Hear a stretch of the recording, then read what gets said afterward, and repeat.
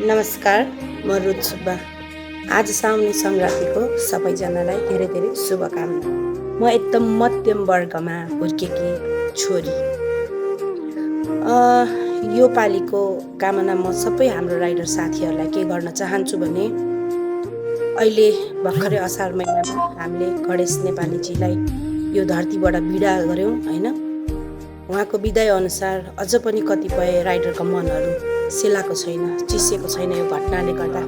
त्यसैले उहाँको सम्झना पनि गर्दै हामी सबैजना राइडरहरू आउने दिनहरूमा, आउने महिना वर्षहरूमा सरकारले ध्यान आकर्षण गरी एउटा छुट्टै सुरक्षाको अझ बढी दायरामा लानुहुन्छ भन्ने आशा गरेको छु। र सबै राइडर साथीहरू आफ्नो मागमा अडिग रहनुहोला।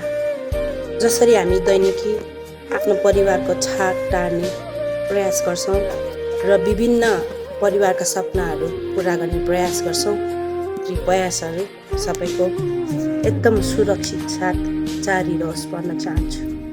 धन्यवाद।